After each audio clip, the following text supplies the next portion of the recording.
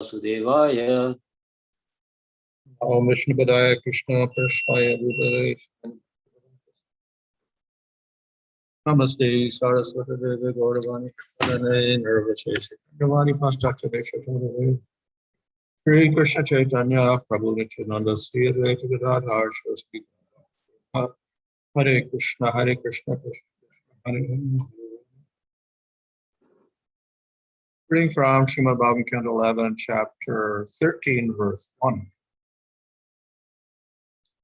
Bhagavan uvāca sattvam rajaḥ tama iti guṇā buddher na cātmanaḥ sattvenānyatamau hanyāt satvena caiva.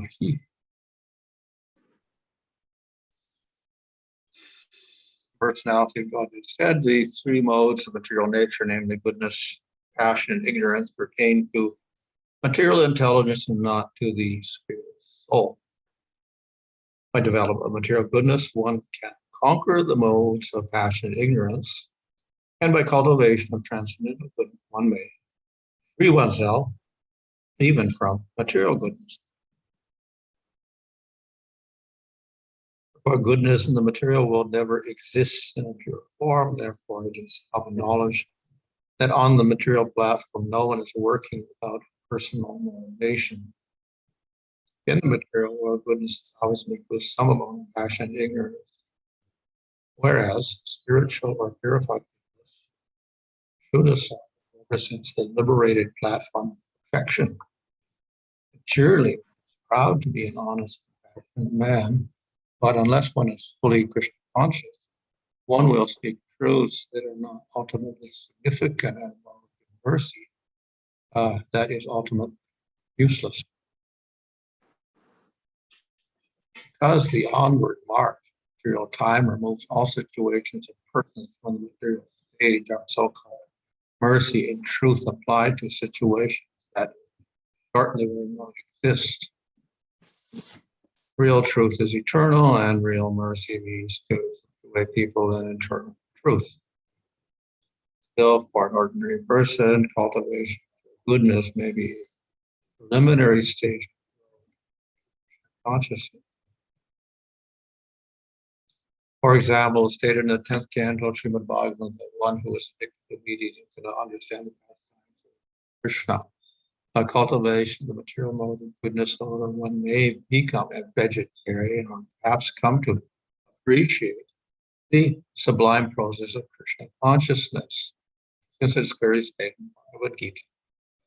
The material modes of nature constantly rotate. One must take advantage of the elevation of material goodness to step onto the transcendental platform. Otherwise, as the wheel of time turns, one will again go into the darkness.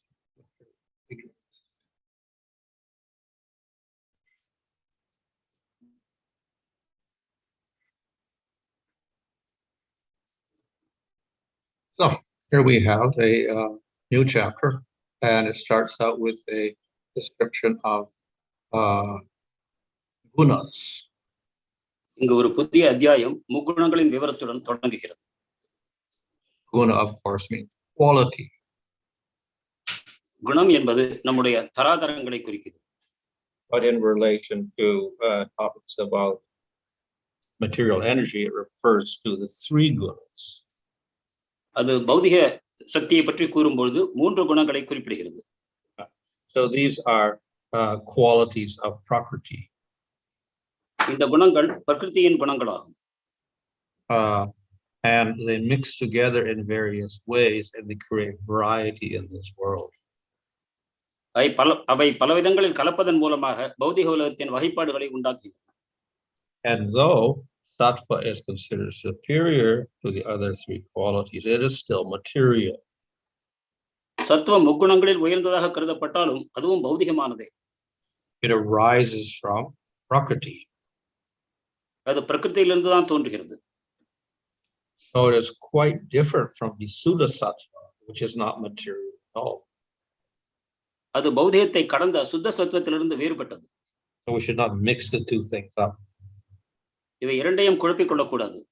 For instance, if we take off the rajas tamas out of sattva, that doesn't make it Suddha sattva. சத்துவகுணத்திலிருந்து ரஜசையும் தமசையும் நாம் பிரித்தாலும் கூட அது சுத்த சத்துவம் ஆகாது. It merely produces a state of prakriti called sattva. That's all. அதுவும் ஒரு பிரகிருதியின் ஒரு நிலைப்பாடே ஆகும். Now the Lord is the Suddha sattva, so he's not anything to do with the material world. பகவான் சுத்த சத்துவம் ஆவார், எனவே அவருக்கு பௌதிக சக்தியுடன் எந்த தொடர்பும் இல்லை. Nevertheless, that sattva in the material world is considered superior to rajaḥ. ஆயினும் பௌதிக உலகத்தில் உள்ள சத்துவகுணம் ரஜோ தமோ குணங்களிலிருந்து உயர்ந்ததாக கருதப்படுகிறது. And as explained in the purport, it gives one an opportunity for developing bhakti. இந்த உரையில் கூறப்பட்டபடி அந்த சத்துவம் கூட பக்தி வளர்ச்சிக்கு துணையாகிறது. However, this is not a final cause of bhakti. ஆனால் இதுதான் பக்தியை உண்டாக்குகிறது என்று கூறுவது தவறு.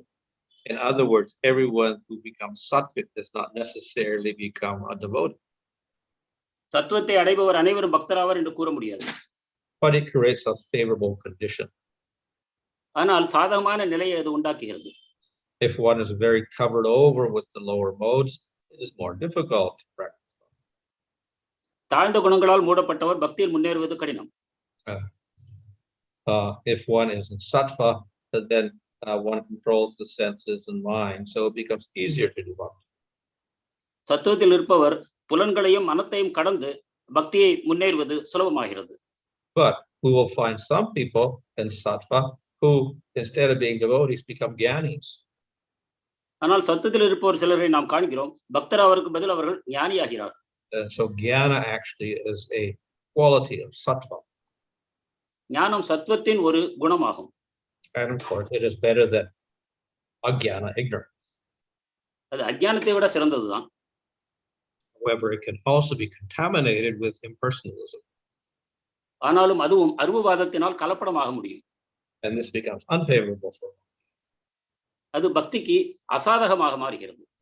So therefore, sattva is not the direct cause of bhakti. எனவே சத்துவம் தான் பக்திக்கு நேரடி காரணம் என்று கூறுவது தவறு. Moreover, we will find that bhakti may appear in someone who is not sattvic. சத்துவகுணத்தில் இல்லாதவரிடம் பக்தி உண்டாவதையும் நாம் காணலாம். And it affects people who are not sattvic.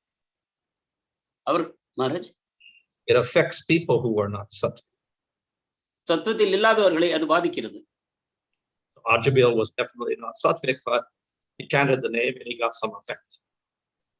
அஜாமிலன் சத்துவகுணத்தில் நிச்சயமாக இல்லை, ஆனாலும் கூட புனித நாமத்தை உச்சரித்ததன் மூலமாக அவனுக்கு அதில் பலன் கிடைத்தது. And people who are not sattvic, they can also become devotees. சத்துவகுணத்தில் இல்லாதவர்களும் பக்தர்கள் ஆகலாம். And this, of course, is stated by Krishna in Bhagavad Gita, where it says that Vaishyas and Sudras, etc., can also be devotees. இதை பகவத்கீதையில் கிருஷ்ணர் கூறுகிறார், வைசியர்களும் சூத்ரர்களும் கூட பக்தராகலாம் என்று. Of course, if they take to bhakti, then they are superior to sattva also. மேலும் அவர்கள் பக்தி பாதையை ஏற்றுக்கொண்டார்கள், ஆனால் அவர்கள் சத்துவகுணத்தில் உள்ளவர்களையும் விட உயர்ந்தவர்களாக கருத வேண்டும். So the qualification for bhakti is not sattva. எனவே பக்தியின் தகுதி சத்துவகுணம் அல்ல. Because we see that some people in tamaḥ and rajaḥ also take bhakti. ஏனென்றால் நாம் ரஜோகுணம் தமோகுணத்தில் உள்ள மக்களும் பக்தியில் ஏற்றுக்கொள்வதை காண்கிறோம். And all people in sattva do not take to bhakti. மேலும் சத்துவகுணத்தில் இருப்பவர்கள் பக்தியை எடுத்துக்கொள்ளாமல் இருப்பதையும் காண்கிறோம். So therefore we have to look for another cause of bhakti. எனவே பக்திக்கான வேறு காரணங்களை நாம் தேட வேண்டும். And when we analyze carefully, we see that bhakti cannot be caused by any guṇā in the material world. கவனமாக ஆராய்ந்தால் பக்தி எந்த பௌதிக குணத்தினாலும் உண்டாக்க முடியாது என்பதை அறிவோம். Which means it cannot have a material cause, it must have a spiritual cause. அதன் பொருளாவது பக்திக்கு பௌதிகமான காரணம் இல்லை, ஆன்மீக காரணமே உண்டு. Bhakti itself is so it cannot have a material cause. பக்தி என்பதற்கு பௌதிகமான காரணம் இருக்க முடியாது. We may argue, well, look, what about jnana? நாம் ஞானத்தை பற்றி விவாதிக்கலாம்.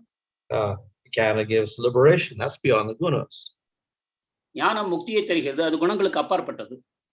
However, it is clearly said in Bhagavatam, canto here by Krishna, that jnana is in sattva guna only. ஆனால் பகவான் பாகவதத்தில் கூறுகிறார் ஞானம் சத்துவகுணத்தில் உள்ளது என்று. So how could sattva guna give liberation, freedom from gunas? எனவே சத்துவகுணம் எவ்வாறு நமக்கு முக்குணங்களை கடந்த அந்த விடுதலை தர முடியும்? So the answer is it cannot. அது முடியாது என்பதே பதில். Liberation is attained not by jnana but by bhakti. விடுதலை ஞானத்தினால் அடையப்படுவதில்லை, அது பக்தியினாலேயே அடையப்படும். And therefore the jnani must also do some bhakti in order to get liberation. எனவே ஞானியும் விடுதலை பெறுவதற்கு பக்தி செய்தே ஆக வேண்டும். So ultimately we say the Lord is the one who gives liberation, not a material process. இறுதியில் விடுதலை தருவது பகவானே என்று பௌதிக சக்தி அல்ல என்று கூறப்படுகிறது. So bhakti is spiritual process beyond the material gunas. பக்தி என்பது ஆன்மீக பாதையாகும், பௌதிக குணங்களை கடந்தது. And what is the cause? அதை எது உண்டாக்குகிறது? The cause is bhakti. அதை உண்டாக்குவது பக்தியே ஆகும். In other words, if a devotee is merciful to another person, then he can begin the process of. வேறு விதமாக பார்த்தால் ஒரு பக்தன் மற்றொருவருக்கு கருணையை கொடுக்கும் பொழுது அவரும் பக்தனாகிறார். And he may be in sattva, rajaḥ, or tamas. அவர் சத்துவகுணத்திலோ வேறு குணங்களிலோ இருக்கலாம். Of course, as I said, if he is in sattva and he gets the mercy, it's not so difficult for him. Hence, நான் ஏற்கனவே கூறியபடி சத்துவகுணத்தில் இருந்தால் அவர் பக்தரின் கருணையையும் பெற்றால் அவர் முன்னேறுவது சுலபமாகிறது. it may be more difficult for the person in tamaḥ. தமோகுணத்தில் இருப்பவருக்கு அது மிகவும் கடினமாக இருக்கலாம். However, as Bhagavad Gita says, by practice of bhakti, immediately you are beyond the gunas. ஆயினும் கீதையில் கூறியுள்ளபடி பக்தியை பயிற்சி செய்யும் பொழுது நீங்கள் உடனேயே குணங்களை கடக்கிறீர்கள். So therefore, even for the person in tamaḥ, bhakti also becomes. எனவே தமோகுணத்தில் இருப்பவருக்கும் கூட பக்தி குணங்களை கடக்க உதவுகிறது. So in this way, bhakti is not caused by a material process, material guna. இவ்வாறு பக்தியானது பௌதிக காரணத்தாலோ பௌதிக குணத்தாலோ உண்டாக்கப்படுவதில்லை. However, because we have some favorability in sattva guna, sometimes it is called a cause. ஆனாலும் சில சமயம் சத்துவகுணம் பக்திக்கு உதவியாக இருப்பதன் காரணமாக அதை காரணம் என்று தவறாக கூறுகிறார். So, but we can say that's secondary cause. ஆனால் அதை இரண்டாம் பட்ச காரணமாக மட்டுமே நாம் எடுத்துக்கொள்ள முடியும். And we have to distinguish that from primary cause, that is. ஆனால் பக்தியின் முக்கியமான காரணம் பக்தியே ஆகும்.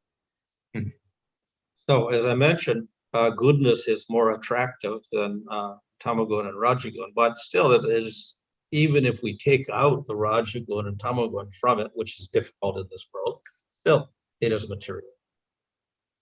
நான் கூறியபடி ரஜோகுணம் தமோகுணத்தை விட சத்துவகுணம் உயர்ந்ததுதான். ஆனாலும் கூட அதிலிருந்து ரஜோ தமோகுணங்களின் கலப்பை பிரித்தாலும் கூட அது சுத்த சத்துவமாக ஆகாது. If we examine the creation, we see that Mahavishnu glances.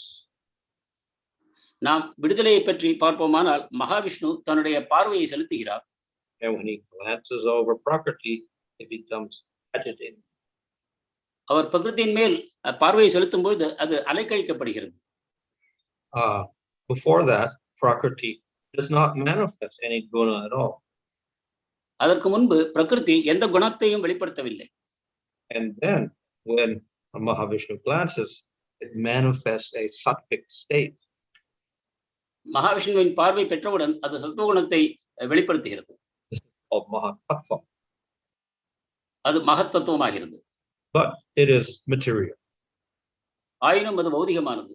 It looks better than darkness, tamaḥ or rajaḥ, but still it is a transformation of Prakriti. அது இருள் தமோகுண் ரஜோகுண் இவற்றை விட உயர்ந்ததாக காணப்படுகிறது. ஆனாலும் அது பிரகிருதியின் ஒரு மாற்றமே ஆகும். So therefore, it's not spiritual. எனவே அது ஆன்மீகமானது அல்ல. So in that state, there is no manifestation of tamaḥ and rajaḥ. They've not appeared yet. It's only mahatattva. அந்த நிலையில் ரஜோகுணமும் தமோகுணமும் வெளிப்படுவதில்லை. எனவே அது தூய மகத்தத்துவமாக கூறப்படுகிறது. However, because imbalance is being created in the Prakriti and it gets disturbed, it becomes mahatattva, then again, eventually it changes into a rajaḥ state and a tamaḥ state. ஆனால் இந்த அலைக்கழிப்பின் காரணமாக பிரகிருதியில் வேறுபாடுகள் உண்டாவதன் காரணமாக அது பிற்பாடு ரஜோகுணத்தையும் தமோகுணத்தையும் வெளிப்படுத்த ஆரம்பிக்கிறது. That tamaḥ state of Prakriti is called ahankara. தமோகுணத்தில் பிரகிருதியின் பெயர் அகங்காரம் என்று ஆகிறது. And then from this ahankara, we get the senses and sense objects, and sense devatas and material elements arising. அகங்காரத்திலிருந்து புலன்கள், புலன் இச்சை பொருட்கள், தேவதைகள் போன்றவை அனைத்தும் உண்டாகின்றன. So we see that sattva exists in the material world in a very pure state as mahatattva, but still it is not spiritual. எனவே சத்துவகுணம் பௌதிக இயற்கையில் மகத்தத்துவமாக விளங்குகிறது என்று நாம் கூறுகிறோம். ஆனாலும் அது சுத்த சத்துவம் ஆகாது. So the Suddha Sattva state is the Lord in the spiritual world. பரமபுருஷ பகவான் ஆன்மீக உலகத்தில் சுத்த சத்துவத்தில் நிலைத்திருக்கிறார். This is not related to Prakriti at all. இது பிரகிருதியுடன் தொடர்புடையதே அல்ல. And of course we say the Suddha Sattva, it is pure, but it does have gunas, it has qualities. சுத்த சத்துவம் தூய்மையானது என்றாலும் கூட அதில் குணங்கள் அமைந்திருக்கின்றன. But it is not rajas, sattva or tama of the material world. ஆனால் அந்த பௌதிக உலகத்தில் இருக்கக்கூடிய ரஜோ தமோ குணங்கள் அதில் இருப்பதில்லை. So in that Suddha Sattva state, the Lord has a form and he manifests many qualities. சுத்த சத்துவ நிலையில் பகவான் தனக்கு ஒரு உருவத்தையும் தனக்கு பல குணங்களையும் வெளிப்படுத்துகிறார். But all of this is spiritual. Maharaj, this is all spiritual, it's not material qualities, not material act. இவை அனைத்தும் பௌதிகமானவையே அல்ல, முழுக்க ஆன்மீகமானவை. So it's quite different from the actions of the material world. எனவே பௌதிக உலகத்தின் செயல்பாடுகளிலிருந்து இது மிகவும் மாறுபட்டது. Therefore, we should distinguish between material sattva and spiritual sattva. எனவே பௌதிக சத்துவம், ஆன்மீக சத்துவம் இரண்டையும் நாம் வேறுபடுத்தி காண கற்றுக்கொள்ள வேண்டும். That word sattva and the spiritual sattva, of course, means existence. ஆன்மீகத்தில் சத்துவம் என்பது இருப்பை வெளிப்படுத்துகிறது. So the whole spiritual world is eternal spiritual existence. ஆன்மீக உலகம் முழுவதும் நிரந்தரமான ஆன்மீகமான இருப்பு ஆகும். The sattva in the material world is a relatively good state of the material world.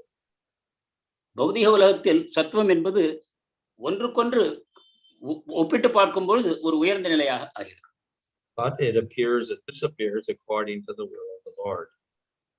ஆனால் பகவானுடைய இச்சைப்படி அது தோன்றி மறைகிறது. So therefore the material sattva can never be equated with the Suddha Sattva. எனவே பௌதிக சத்துவத்தை ஆன்மீக சத்துவத்துடன் எப்பொழுதும் ஒப்பிடக்கூடாது.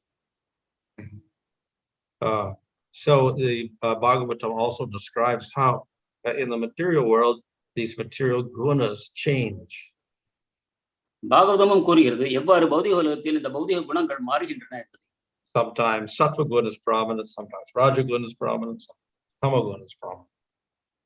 சில சமயங்களில் சத்துவமும் ரஜோகுணமும் தமோ குணமும் ஒன்றையொன்று உந்தி வெளிப்படுகின்றன. When sattva is prominent, the world is in proper order. The devatas are in control. The rakshasas are weak. சத்துவம் அதிகபட்சமாக இருக்கும் பொழுது உலகம் நல்லபடியாக நடக்கிறது. தேவதைகள் இந்த உலகத்தை நடத்துகிறார்கள். ராட்சசர்கள் அடக்கப்பட்டு இருக்கிறார்கள். When sattva is weaker and rajaḥ guna becomes prominent, then we'll get a lot of demons appearing in the material. சத்துவம் பலவீனமாகி ரஜோகுணம் உயரும் பொழுது நாம் அசுரர்கள் அரசாட்சி செய்வதை காண்கிறோம். So this of course happens due to the influence of time. இது காலத்தின் ஆதிக்கத்தால் உண்டாகிறது. Sometimes one guna is prominent. ஒவ்வொரு சமயம் ஒவ்வொரு குணம் முன்னால் தென்படுகிறது. And another guna becomes prominent. Another guna becomes prominent. அடுத்தடுத்து வேறு வேறு குணங்கள் முன்னோக்கி வருகின்றன. So the gunas keep changing within the material world. இவ்வாறு பௌதிக உலகத்தில் குணங்கள் மாறிக்கொண்டே இருக்கின்றன. However, in order to create some order to being, there is a system to regulate the guna. இருந்தாலும் உயிர்வாழிகளுக்காக ஒரு வகையான அமைப்பை ஏற்படுத்துவதற்காக அவற்றிற்கு ஒரு சட்டதிட்டம் வகுக்கப்பட்டிருக்கிறது. So that is the varnashram system. அது வர்ணாசிரம தர்மமாகும். So there it is divided, the varnas are divided according to gunas. வர்ணங்கள் குணத்தின் அடிப்படையில் விளக்கப்பட்டிருக்கின்றன. And the whole system is there to control the gunas.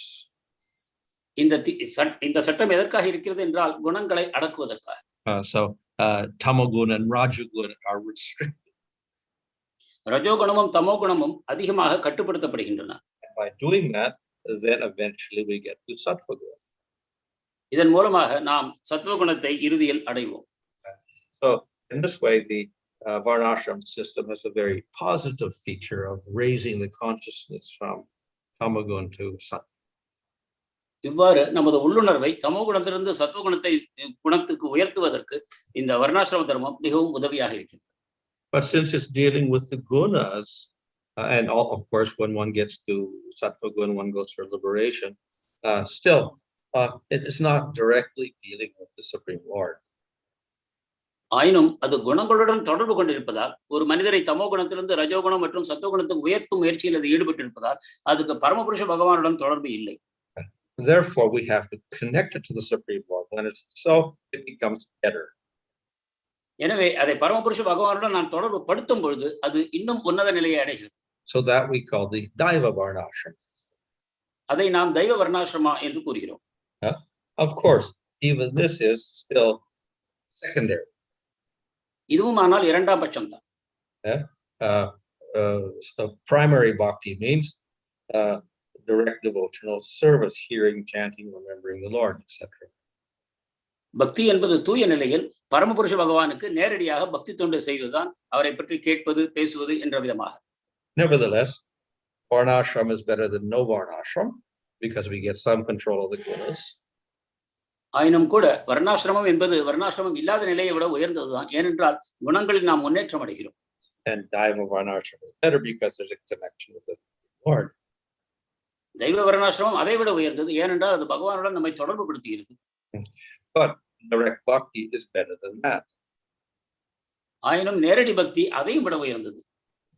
I said bhakti comes from the spiritual world. உண்மையில் பக்தி ஆன்மீக உலகிலிருந்து வருகிறது. Varnashram rises from the gunas of the material world. வர்ணாசிரமமோ பௌதிக உலகத்தின் குணங்களிலிருந்து தோன்றுகிறது. So we can spiritualize that by introducing Supreme Lord as the goal. அதை ஆன்மீக நிலைக்கு உயர்த்துவது பரமபுருஷ பகவானுடன் சம்பந்தப்படுத்துவதன் மூலம் நடக்கிறது. However, superior to those activities are direct activities of bhakti. ஆனால் இவை அனைத்தையும் விட சிறந்தது தூய பக்தி தொண்டை நேரடியாக செய்வதுதான். So just as we should not confuse sattva and the Suddha sattva, we should also not confuse varnashram and bhakti. நாம் சத்வத்தையும் சுத்த சத்வத்தையும் குழப்பிக் கொள்ளக்கூடாது. அதே போல வர்ணாசிரமத்தையும் பக்தியும் கூட நாம் குழப்பிக் கொள்ளக்கூடாது. They are quite different. அவை அனைத்தும் மிகவும் மாறுபட்டவை. So nevertheless, just as here sattva is praised as being useful, so yes, varnashram is also useful even for devotees. இங்கு எவ்வாறு சத்வம் புகழப்படுகிறதோ அதுபோல வர்ணாசிரமம் பக்தனுக்கும் கூட உதவியாக இருக்கும். But also it has a limitation. ஆயினும் அதற்கு சில வரையறைகள் இருக்கின்றன. In itself, even if it is daiva varnashram, still it is a little bit indirect. அது தானாகவே இருக்கும் பொழுதும் தெய்வ வர்ணாசிரமாக இருக்கும் பொழுதும் அது நேரடியான பக்தி அல்ல. So direct bhakti is always preferred.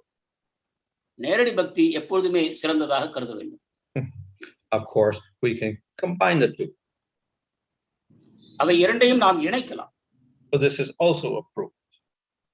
அதுவும் ஏற்கப்படுகிறது. And we see in the previous chapters, this is what Krishna is also recommending. முந்தைய அத்தியாயங்களிலும் நாம் பார்த்தோம், கிருஷ்ணர் இதை பரிந்துரைக்கிறார். Nevertheless, even if we combine them, we should not consider them to be the same thing. ஆனால் இவற்றை நாம் இணைக்கும் பொழுது தூய பக்தியும் இதுவும் ஒன்று என்று நாம் குழப்பிக் கொள்ளக்கூடாது. As I said, bhakti is independent, other processes are dependent. நான் கூறியபடி பக்தி சுதந்திரமானது, இதர பாதைகள் பக்தியை சார்ந்திருக்கின்றன. So the process of varnashram depends upon bhakti. வர்ணாசிரமம் பக்தியை சார்ந்துதான் நடைபெறுகிறது. And bhakti is independent of everything. ஆனால் பக்தியோ அனைத்திலிருந்தும் சுதந்திரமானது. So therefore it's a very special position, and we should never contaminate that position. எனவே பக்திக்கு ஒரு விசேஷமான இடம் இருக்கிறது, அதை நாம் களங்கப்படுத்தக்கூடாது. Hare Krishna. Hare Krishna. Hare Krishna. Thank you, Maharaj. Just quickly checking if there are any questions.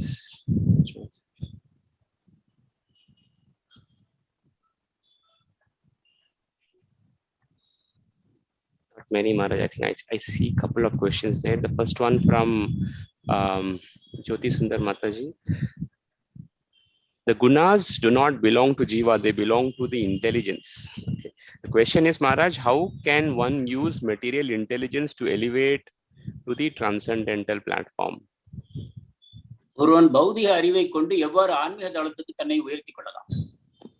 Well, everything in the material world is related to the gunas of the material world. You cannot escape sattva, rajaḥ, tamas and anything in the material world. பௌதிகத்தில் உள்ள உலகத்தில் உள்ள அனைத்தும் குணங்களுடன் தொடர்புடையவை. அவை அந்த தொடர்பிலிருந்து நாம் அவற்றை விலக்க முடியாது. However, if we use the body for Krishna, use our intelligence and mind for Krishna, use our senses for Krishna, we have no material effect from them. So therefore, it is beyond the gunas. ஆயினும் நாம் உடல், புலன்கள், மனம் இவை அனைத்தையும் கிருஷ்ணனுடைய சேவையில் ஈடுபடுத்தும் பொழுது அவை குணங்களிலிருந்து விடுபட்டு தனியாக செயல்படுகின்றன. So this is actually the only way in which we can surpass the gunas. இந்த ஒரே வழியாகத்தான் நாம் குணங்களை கடக்க முடியும். Every act of bhakti is beyond gunas. நாம் பக்தியில் செயல்படுவோமானால் அது குணங்களுக்கு அப்பாற்பட்டது. Even if we use our senses and mind and intelligence and body, etc., still, because it is devotional service to the Lord, it is without gunas. நம் உடல், புலன்கள், மனம், புத்தி இவை அனைத்தையும் நாம் உபயோகப்படுத்துவோமானாலும் கூட அவை பகவானுடன் தொடர்பு படுத்துவதனால் அவை பௌதிகம் அல்ல, ஆன்மீகமே. Maharaj, the next one is from Sima Sudarshan Prabhu. Can Ajnana Sukriti give bhakti to a person? For example, if a sculptor is engaged in construction of a temple who is not a devotee, or a sweeper who is not a devotee accidentally cleanses the place before the temple while sweeping the entire road, can they also be born as devotees in the next life? அஜ்ஞான சுக்கிருத்தியின் மூலமாக ஒருவன் பக்தியை பெற முடியுமா? உதாரணமாக ஒரு சிற்பியோ ஒரு பெருக்கும் தொழிலாளியோ எதேச்சையாக கோவிலுக்கு முன்னால் தூய்மை செய்தார்கள் என்ற காரணத்தினால் அவர்கள் மறுபிறவியில் பக்தர்களாக பிறக்கக்கூடுமா? Oh, this Ajnana Sukriti may take some time to accrue. It's not that always one little act will produce bhakti. It may take 20 acts or 50 acts to produce faith. சுக்கிருத்தி என்பது ஒரே ஒரு சுக்கிருத்தியினால் நமக்கு அந்த பக்தி விளைவு ஏற்படுவதில்லை. அவை சேர வேண்டும். அவை 50, 100 என்று சேர்ந்து அவற்றின் விளைவுகள் ஒன்றாக கூடும் பொழுது பக்தி அதன் மூலமாக நேரிடலாம். However, if the sweeper sweeps the temple every day, then he gets plenty of opportunity, so he can increase his Ajnana Sukritis very quickly. ஆனாலும் அந்த துப்புரவு தொழிலாளர் தினந்தோறும் கோயிலுக்கு முன்னால் கூட்டுவாரானால் அவருக்கு அந்த சுக்கிருத்தியானது அதிகமாக சேர்கிறது. அதனால் அதன் விளைவு சீக்கிரம் நேரிடலாம். So it may develop faith in lifetime. எனவே அவர் இந்த வாழ்நாளிலேயே விசுவாசத்தை பகவான் மேல் வளர்க்கலாம். And if the person is not committed any aparadhs, then this makes it also quicker. அவர் அபராதங்கள் செய்யாமல் இருப்பாரானால் இந்த முன்னேற்றம் இன்னும் வேகமாக ஆகும்.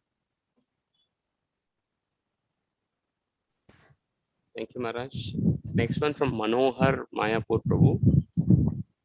Maharaj, you mentioned another class. I don't know which class Prabhu is mentioning, but Varnashrama or Devi Varnashrama may not be practical as the Manus are not in rule. So better to go along with the world and practice bhakti. The problem in that approach is one cannot avoid the influence of modes in that environment. As you have mentioned today, by choosing a lifestyle based on Devi Varnashram combined with direct bhakti process, one may have to struggle in future for maintenance as it is opposite to the direction of the world's progress. how to balance this? நீங்கள் வேறொரு வகுப்பில் வர்ணாசிரமம் தெய்வீ வர்ணாசிரமம் இந்த காலத்துக்கு நடைமுறைக்கு ஒத்து வராது என்று கூறியிருக்கிறீர்கள்.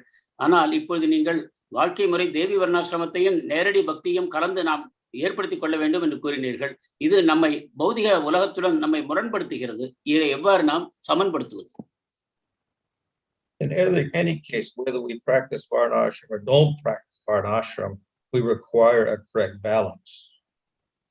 நாம் வர்ணாசிரமத்தை பயிற்சி செய்தாலும் செய்யாவிட்டாலும் கூட நமக்கு ஒரு வாழ்க்கையில் ஒரு சமநிலை தேவைப்படுகிறது. If we practice varnashram and then we have desires, sattvaṁ varnashram, then we get very attached to those things. That is an impediment to bhakti. நாம் வர்ணாசிரமத்தை செய்து பற்றுகளை வளர்த்துக் கொள்வோமானால் அது நமக்கு பக்திக்கு தடையாகும். And as it is said concerning sattva good, when you reach sattva good, you get conditioned by sattva, you get attached to it. So therefore, that also is an impediment to bhakti.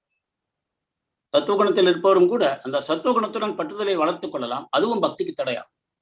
So if we do the varnashram system, then we have to be very careful that it is in a secondary position and we do not depend upon it. எனவே வர்ணாசிரமத்தை செய்யும் பொழுது கவனத்துடன் இருக்க வேண்டும். அது இரண்டாம் பட்சமான வழிமுறை. எனவே அதில் சார்ந்து நாம் வாழக்கூடாது என்று புரிந்து கொள்ள வேண்டும். We can select what is favorable for ourselves from that system, rather than incorporate the whole system, which is very difficult since there is no king. அந்த வழிமுறையில் நமக்கு சாதகமானவையை மட்டும் எடுத்துக்கொள்ள வேண்டும். அதை முழுவதையும் செயல்படுத்துவது என்பது இயலாத காரியம். And we do that with the proper understanding of the importance of bhakti, and it does not act as an obstacle. இதை சரியான புரிதலுடன் நாம் செய்து வருவோமானால் அது பக்திக்கு சாதகமாக செயல்படும், பாதகமாக அல்ல. Thank you, Maharaj. The next one is from Swarna Madhav Prabhu. Is it correct to understand that working for Krishna, like how Arjuna did, is indirect bhakti? Is it on the same level of chanting or hearing, which is a more direct process? அர்ஜுனனை போல கிருஷ்ணருக்காக செயல்களை செய்வது மறைமுகமான பக்தியா? நாம் உச்சரிப்பது, நாம ஜபம் செய்வது அல்லது கேட்பது இதற்கு சமமான தளத்தில் அது உள்ளதா? Yeah. So in the varnashram system, we have sakama karma yoga, then we have nishkama karma yoga, and then we have nishkama karma yoga with offering to Krishna. So of those, the offering to Krishna is the better part. நாம் இந்த பௌதிகமான நிலையில் நாம் பார்க்கிறோம் சகாமா, நிஷ்காமா, நிஷ்காமிய கர்மா, மேலும் நிஷ்காமிய கர்மத்தை கிருஷ்ணருக்கு அர்ப்பணிப்பது இன்று பல வகைகளை நாம் காண்கிறோம். So we can say yes, there's got bhakti in it, and more than the regular system, but still the direct processes of bhakti are much more powerful. எனவே அதில் பக்தி கலந்திருக்கிறது என்று கூறலாம். ஆனாலும் கூட நேரடி பக்தி இவை அனைத்தையும் விட உயர்ந்தது.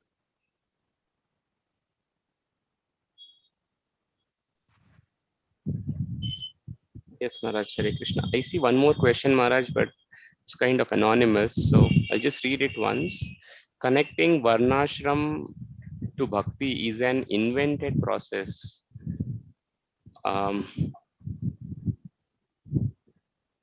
Or rishis had already established, designed in a way it primarily takes one to bhakti. I think the question is connecting varnashram to bhakti, is it a scriptural based injunction? I guess that's a question why it's not very clear. Kalanidhi Prabhu. பக்தியுடன் இணைப்பது என்பது பிற்பாடு கண்டுபிடிக்கப்பட்ட ஒரு வழிமுறையா அல்லது ரிஷிகள் இவ்விதமாகவே அதை ஏற்பாடு செய்திருக்கிறார்கள்? Well, historically speaking, we can say since the beginning of the day of Brahma, there was varnashram system which rises and falls according to the yuga cycle. And when you get to Kali Yuga, there's not much left of it anymore. So in general, when we're talking of bhakti, we're talking of the bhakti within that system. அதாவது பிரம்மா இந்த உலகத்தை தோற்றுவிக்கும் பொழுதிலிருந்தே இந்த வர்ணாசிரமம் இருக்கிறது. ஆனால் படிப்படியாக கலியுகத்துக்கு வரும்பொழுது அது இல்லாமல் மறைந்து போகிறது. நாம் கூறக்கூடிய பக்தி அந்த திட்டத்திற்குள் நடைபெறுகிறது. And then we have cases of people who are not in the varnashram system, even mentioned Bhagavatam. There are people who are not in the varnashram system also, and they can also take to bhakti. ஆனால் நாம் பாகவதத்தில் பார்க்கிறோம் வர்ணாசிரமத்திலேயே இல்லாதவர்கள் கூட பக்தி பாதையை ஏற்றுக்கொள்ள முடியும் என்பதை. And in Kali Yuga, the persons who are not in the varnashram system at all become more and more prominent. ஆனால் கலியுகத்தில் வர்ணாசிரமமே இல்லாத பொழுதிலும் கூட நாம் பக்தி பாதையை பின்பற்றுகிறோம். So therefore, the system of bhakti can still be applicable to them. எனவே பக்தி என்பது அந்த வர்ணாசிரமம் இல்லாமல் கூட நடைபெறலாம். And it may not be doing varnashram system at all. அது வர்ணாசிரமத்தை சார்ந்தே இல்லாமல் தனியாக செயல்படலாம். Other people may have a background of something of remnants of varnashram, which isn't much, but a little bit. This is a present in the material world now. மற்றவர்களும் கூட வர்ணாசிரமத்தை செய்பவர்கள் என்று கூறுபவர்களும் கூட அதில் சில அம்சங்களை மட்டுமே பின்பற்ற முடியும், அனைத்தையும் செய்கிறார்கள் என்று கூற முடியாது. But not many people are following even the varna, but to speak of the ashrama. வர்ணத்தை பின்பற்றுபவர்களே இன்று அரிது, ஆசிரமத்தை பற்றி என்ன சொல்வது? So they follow a few of the rituals only.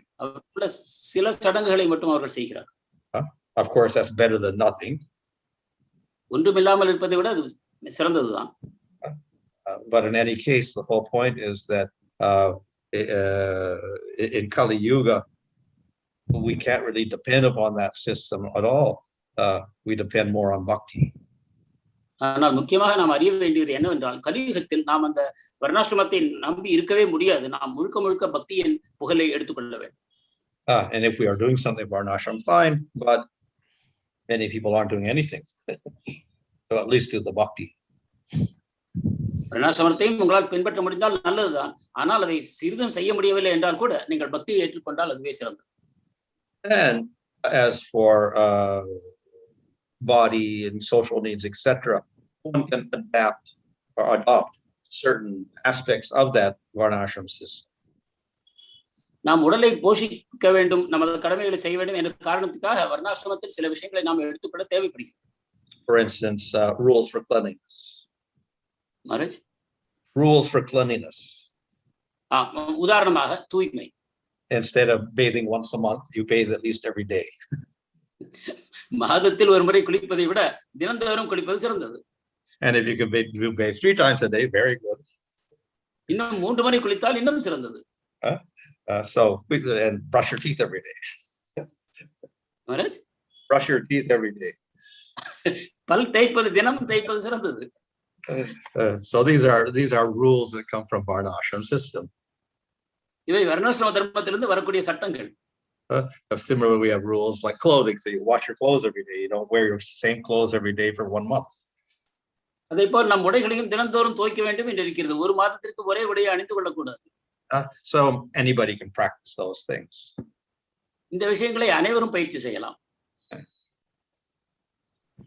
Thank you, Maharaj. The next one from Srinivas Nitai Prabhu. Maharaj, we often find ourselves influenced by the 3 modes. The moment we stop devotional service, even momentarily, such as after completion of our rounds, the question is, Maharaj, does that mean that as long as we possess a material body, it is not possible to become free from the influence of the 3 modes despite engaging in devotional service? நாம் பக்தியை பயிற்சி செய்யும் பொழுது கூட இந்த முக்குணங்களிலிருந்து நாம் இந்த பௌதிக சரீரம் பெற்றிருக்கும் வரை விடுதலை இல்லை என்பது சரியா? Well, the whole point of bhakti is the more we advance, the more we become absorbed in Krishna. பக்தியை பொறுத்தவரை நாம் எந்த அளவுக்கு பக்தியை செய்வோமோ அந்த அளவுக்கு நாம் கிருஷ்ணரிடம் மனம் ஊன்றி போகிறோம். And if you reach a stage of prema, one is completely absorbed. So then there's no gunas at all. பிரேமத்தை அடையும் பொழுது நீங்கள் முழுமையாக கிருஷ்ணரில் ஊறி போகிறீர்கள். அப்பொழுது குணங்களுக்கு வேலை. In other words, our bhakti is not influenced or disturbed at all by our conditions. இவ்வாறு பக்தியானது பௌதிக நிலைப்பாடுகளால் எந்த விதத்திலும் அது பாதிக்கப்படுவதில்லை. And before that, if one is on bhava, there is some slight disturbance of the gunas, but not much. அதற்கு முன்னால் பாவநிலை ஒருவன் அடையும் பொழுது சிறிதளவு பௌதிக தாக்கம் இருக்கிறது, அதுவும் அதிகம் இல்லை. And the lower we go, and of course, more disturbance. ஆனால் இன்னும் நாம் கீழ்நிலையில் இருக்கும் பொழுது நமக்கு பாதிப்புகள் அதிகமாக இருக்கிறது. Maharaj, one final question. Maharaj mentioned about the Bhagavad Gita verse wherein it says that one who engages in bhakti immediately transcends the modes or the 3 modes of material nature. Is that applicable only for those who have attained the prema stage? பக்தி செய்பவர் முக்குணங்களையும் உடனே கடக்கிறார் என்று கீதையில் கூறப்பட்டிருக்கிறது. அது பிரேமையை அடைந்த பிறகுதான் பொருந்துமா? Well, the holy name and the process of bhakti said is spiritual. புனித நாமமும் பக்தி பாதையும் ஆன்மீகமானது. So when chants the name at that moment, one is beyond the gunas, one is spiritual. எனவே புனித நாமத்தை உச்சரிக்கும் பொழுது அவன் குணங்களை கடந்து தூய ஆன்மீக நிலையில் இருக்கிறான். Of course, then we have coverings, so we have namabhas, etc. Maharaj, we have coverings, we have namabhas, etc. So therefore, even though it's completely spiritual, we may not get the complete spiritual effect. ஆனால் நாம் மூடப்பட்டிருக்கிறோம். நாம் உச்சரிக்கும் நாமம் கூட நாமாபாசமாக இருக்கலாம். அதன் காரணமாக அது தனது பலனை கொடுப்பதற்கு சிறிது தாமதமாகிறது. But the name itself is completely spiritual. ஆயினும் புனித நாமமோ முழுமையாக ஆன்மீகமானது. And so the process of bhakti we do in any stage is also purely spiritual. எனவே பக்தி பாதையும் எந்த நிலையிலும் தூய்மையானது, ஆன்மீகமானது. So in that sense, when we do bhakti, then we are transcendental. இவ்வாறு நாம் பக்தி செய்யும் பொழுது நாம் முக்குணங்களை கடந்த நிலையில் இருக்கிறோம். However, as I said, because we have our coverings of anarthas, etc., we do not feel the effect. ஆயினும் நாம் அனர்த்தங்களால் மூடப்பட்டிருக்கும் காரணத்தினால் அந்த பயனை நாம் உணர்வதில்லை. Thank you, Maharaj. I'm just checking if there's any question on YouTube. I think we have covered all of it. Thank you, Maharaj, for your time. Dandat pranams. Hare Krishna. Grantaraj Srimad Bhagavatam ki jai. Jagat Guru Srila Prabhupada ki jai. His Holiness Bhanu Swami Maharaj ki jai. God Premanande Hari Hari Bo. Dear devotees, thank you so much for joining this morning katha. I quickly want to cover the announcements. I would again reiterate devotees to please, align to the guideline of please modifying your names accordingly, because sometimes we are receiving questions from IDs which we are not able to make out the names, and in future we will not be able to read out those questions wherein the names are not very clear. Please kindly adhere to that.